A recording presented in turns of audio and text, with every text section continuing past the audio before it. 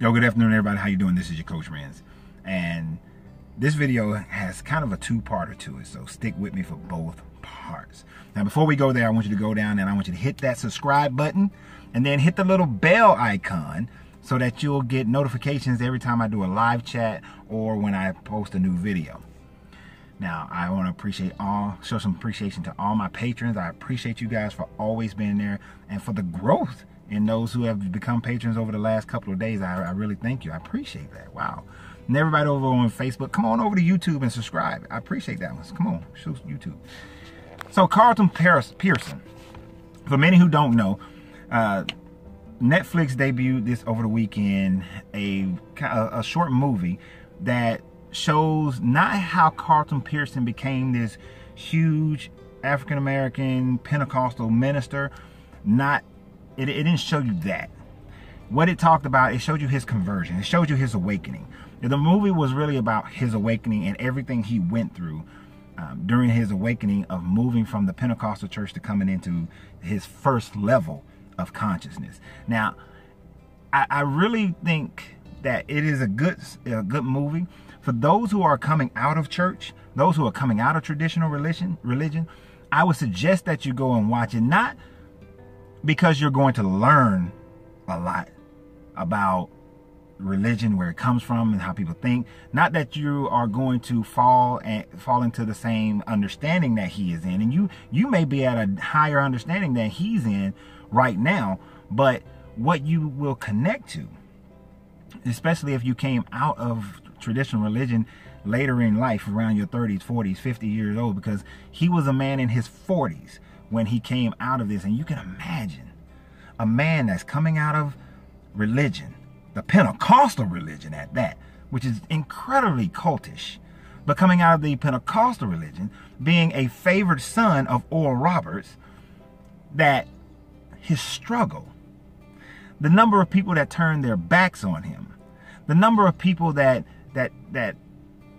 shamed his family, that tried to shame his family, the number of people that were friends, his mother, his own mother, going against all these people who walked away from him, losing his church and having to learn how to deal with the fact that he had built church pride as well. I think watching how he had to go through that will help you in knowing that what you are going through and what you've been going through, or what you will go through, that you're not the only one. And you can come out on the other side. You can vibrate at a higher polarity, a higher frequency, and then vibrate and come out on the other side of the polarity scale. You can do that because he has done that. They at least showed that much in the movie. But if you just watch the movie, your perspective will be that from this point, that he became the Christian that's trying to be conscious. And we know that that is an oxymoron. We know that that does not work, that you cannot be Christian and be conscious at the same time.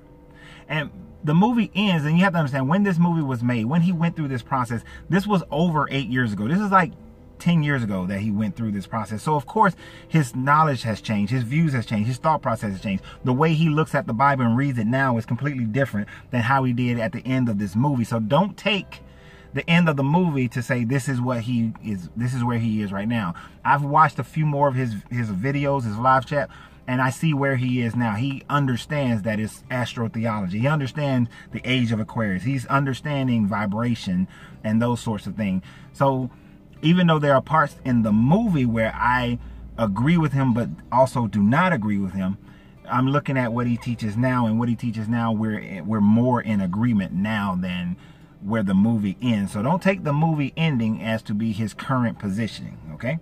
So you gotta, if you're interested in him, you have to go further to see where he is right now. I just watched a video on him over the weekend about where he was talking about astrotheology and how Jesus ushered in, the Jesus character was the age of Pisces, and that's the age of belief, whereas the age of Aquarius is about the age of knowing. So he is definitely starting to understand, if he doesn't fully understand, because I don't know the man, but based on what I've seen of him thus far, he's more in the understanding of consciousness, not trying to be Christian and conscious. And some people are going to ask in the comments, oops, sorry, I'm not going to edit that out. it's cold outside, so I'm not using a tripod. Some people are going to ask in the comments, why did I say you can't be Christian and conscious at the same time? That according to the end of that movie, what Carlton Pearson came into was an understanding that hell does not exist, that God welcomes everyone into heaven, right? But that hell doesn't exist at all. And that the reason why you can't be Christian and conscious, because it leads to this question. He says that when Jesus, he quoted scriptures of Jesus dying and his being a sacrifice, and that sacrifice was not only for the people who knew him, but for those who don't know him. That his sacrifice washed away the sins of the entire world, whether you knew him or accepted him or not. That was his message, and that was his beginning message. That was his catalyst to lead him away from Christianity, because in his current videos, he tries not to even use the term Christianity. But it's hard for a 40-year-old, 40-something, 50-something-year-old man to release everything he had been taught from when he was a child. Even sometimes in my head, an old song that my grandmother, if I'm thinking about my grandmother, then there's a song called Sign Me Up. That song plays in my head when I'm thinking about my grandmother, because that was her favorite song. You know, sign me up for the Christian Jubilee, come and write my name. That was Grandma Izzy's song right there. So that song comes into my head from time to time. So I can imagine this guy would still have those kinds of thoughts in his head. And he still sings songs. And he's a singer.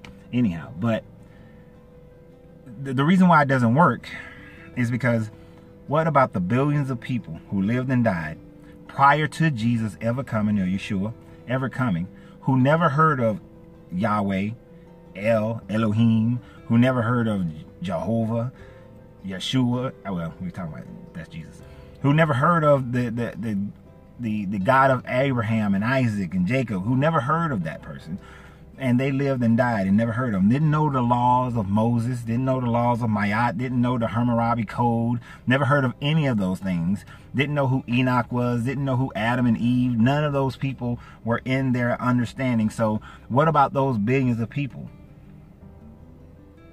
Does God throw them in some kind of alternate hell, some pre-Yeshua hell? No. See, the idea of hell just can't exist. It can't even work in that format. So, but that was what he was believing at the time of the making of that movie, being of the time frame that he came into his realization and all that. That was what he was teaching. That's what he was believing. What he talks about now is a little bit different. I haven't fully investigated him to know exactly what his thoughts are, but that's something that I am interested in. And if you are, go investigate for yourself. Now, the other part of this video that I want to talk to you guys about has to do with that understanding of heaven and hell. I know I've told you guys in so many other videos, and I don't want you to get confused and think that I'm changing what I'm saying, but because I'm not, that hell doesn't exist. Every time I've spoken talking about hell doesn't exist, what I'm saying is hell doesn't exist as this place of torment, of gnashing of teeth and burning of skin that you've been taught. If you're Christian, you know the idea of hell with all the torment for eternity. If you're Muslim, then it's the hell of your skin being peeled back and you being set afire and you burn all day, and then the next day you got renewed skin and you burn again, and it's peeled back and you burn again. That hell is not this place of torment, of one place, a physical place where people where everybody goes, and you'll see your neighbor. Hey, there's John, he's over there burning. There's Mary and Sue. There's Shaniqua, and there's, you know, Ling Ling. They over there. Everybody's burning. It's not that place. It's not in a place like that. But when you understand the Hermetics, and how everything exists on a polarity scale, that everything is either there's extreme of one side to the extreme of the other side. This is why all the writings, and I'm going to use the Bible and I'm going to use the Gospel of Thomas for this understanding, but this is why if you read the Bible, you read the Gospel of Thomas, it talks about how the kingdom of heaven is all around you. It's spread out around you. It's inside of you and it's outside of you. But you have to understand, in the Hermetics, if the kingdom of heaven is spread out all around you, then the kingdom of hell is spread out all around you as well. The kingdom of hell is inside you and outside you as well. Because if there is a kingdom, then you have a good kingdom and a bad kingdom, a positive kingdom and a negative kingdom. So both exist. The question is, where do you vibrate along the scale of kingdom?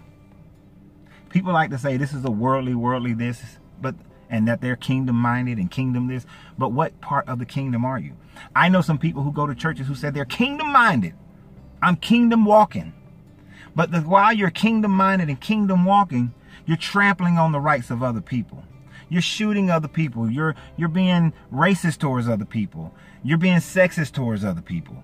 You're kingdom walking, but you're gossiping about your neighbor. You're kingdom walking, but you're cheating, financially at your job. You're kingdom walking, but you're cheating on your taxes. You're kingdom walking, but you're cheating on your husband or your wife. You're kingdom walking, but you're beating your husband or your wife. You're in the kingdom, but you ain't over here to the right like you think you are. You somewhere over here, more in the middle. All right. So heaven and hell is that. And then when you look at, so heaven and hell exist in the same plane, in the same existence. Here on earth, there is heaven and hell. If you're not taking care of your finances, if you're not using something like my 70-10-10-10 plan, and you are always in debt and you're always financially struggling, and that financial struggle causes poor relationships that you have, and that financial struggle causes poor health, that financial struggle is causing your life to be stressed out, then you're living in a hell at this existence. On this existence, you're living closer to hell than you are heaven. Closer to hell than you are heaven. And it's not about how much money you have. It's not about how much money you make, but it's about how you manage that money. Now, let's say you have the money. You have good money. You're managing your money. You're not worried about your bills. You're not stressed out about finances. You're able to take the vacations that you want to take. You're able to buy a car. You're able to live in your house. You're able to have those things that you desire. You may not have everything that you want, but you're not stressed about whether or not the light bill is going to be paid or the mortgage is going to be paid. You're not living in the same level of hell of another person who may make more money than you, but they're stressed out and living in a hell. Now, if you can come to that understanding, I need you to understand this as well. Within the Hermetic laws, there is the law of correspondence. It's the second law. As above, so below. As above, so below. Stick that in your mind. As above, so below. As you live in heaven here on earth, you die, you leave this consciousness, you go up to another higher level of consciousness. You live on heaven with the same amount of hell up there. You go below, same amount of heaven, same amount of hell. It's all about your conscious state when you go whichever direction you go. The ancient Egyptians would teach that in their Book of the Dead, taught that when you went down and your heart was put on a scale, Anubis leads you down into the underworld. Your heart's put on a scale. Thoth is there recording it. The feather of Ma'at is put on the scale. If your heart is heavier than the feather, Horus comes, Heru comes, he vouches for you. If his vouches is good, you go across the river. If it's not, I forgot that little alligator god, he eats the heart, and then you just go into like an oblivion kind of situation state. But if you're good to go, you go across. Now you're over with Osiris, or I wouldn't say Set, but you're over there with Osiris, and now you get to live life again. And here's the thing about it. You live life relative to the life you previously led. What they were teaching you is not that you're a farmer in this life, you'll be a farmer in that life. It was more of the analogy, the understanding that now you're at a different plane of existence. You may have higher consciousness, but even in that higher consciousness, you can still fall to the negative end of the scale for that level of consciousness, right? So whatever the corresponding plane is, you can fall to the negative end of that. Jacob's ladder talked about he saw spirits ascending and descending the ladder, the different levels. In Islam, there's different levels of heaven and hell. You ascend or descend, and in each one there is consciousness, and there is positive and there is negative. For all those who are Christian and you disagree with me, or even those who came out of Christianity, you disagree with me, I want you to come to think about this for just a second, and I'm going to close this video out with this. All of them teach that there was a war in heaven. A war in heaven. I could just say that and walk away and drop the mic, but let me get into it just a little bit. Here's heaven. The heaven that you're trying to get to. The heaven you was told that you need to get to. There's heaven. This is the plane. Heaven. Plane of existence. And angels rebel. And there's a war in heaven. Angels are cast down. Are cast out.